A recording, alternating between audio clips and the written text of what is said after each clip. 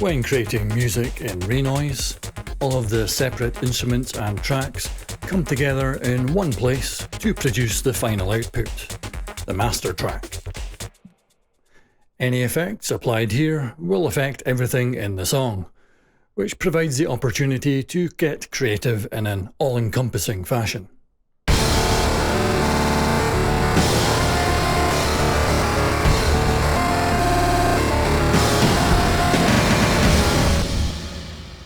While incredibly powerful, that's not part of what's known as the mastering process.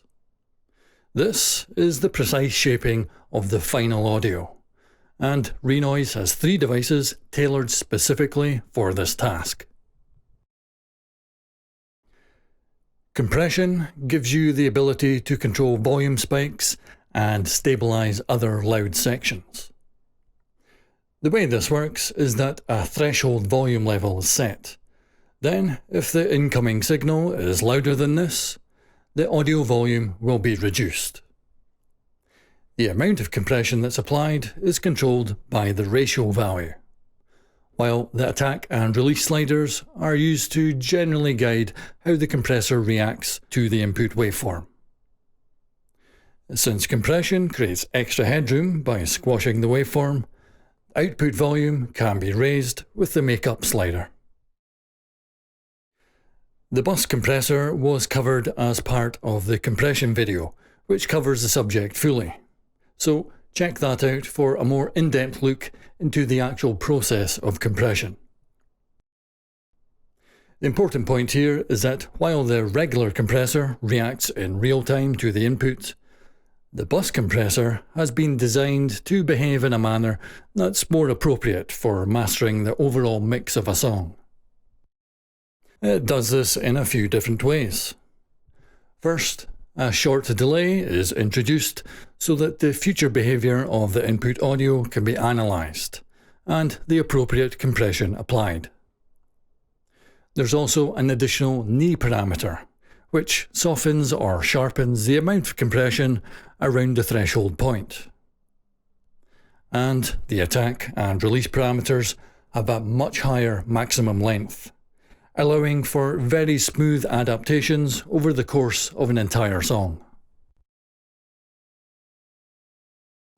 The exciter enhances a signal by applying several things: dynamic equalization, phase manipulation, harmonic frequency synthesis, and the addition of subtle harmonic distortion. This adds clarity and width to a mix, and although traditionally part of the mastering process, it can also be good for individual tracks or instruments. The effect targets 3 different frequency bands, which can be adjusted with the value boxes here, or directly on the main graphic. Each frequency band can operate in one of 2 modes, either stereo, affecting both left and right audio channels equally, or mid and side, which separately targets the central and side spatial ranges of the mix. Increasing the sharpness slider weighs the effect more to the higher frequencies of the selected band, while the amount slider sets the general strength of the effect.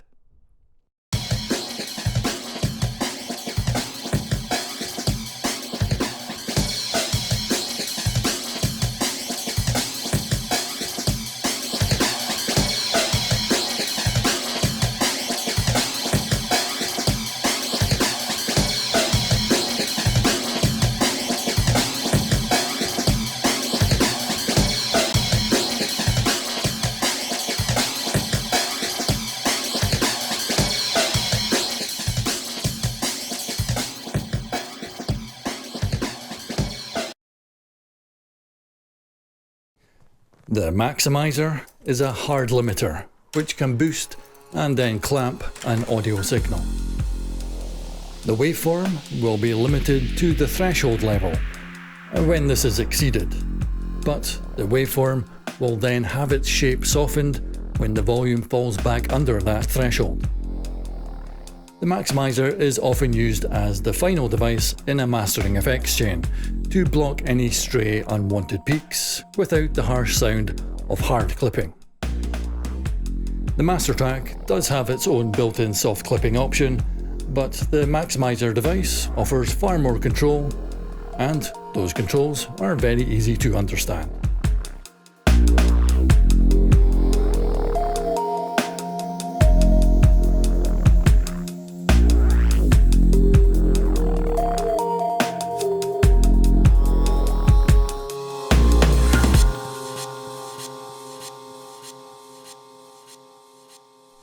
Boost can be used to increase the input volume, while ceiling adjusts the output volume. The threshold is the volume level that the maximizer will limit the signal to.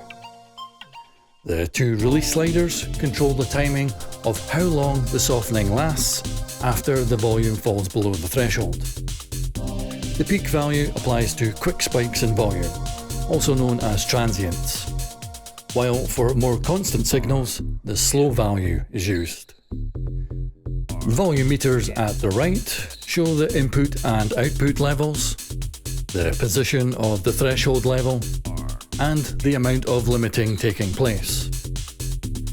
The red indicator here turns on when the input is clipping by hitting the limit, but with proper use of the maximizer, you can be sure that your song's final audio contains no hard clipping.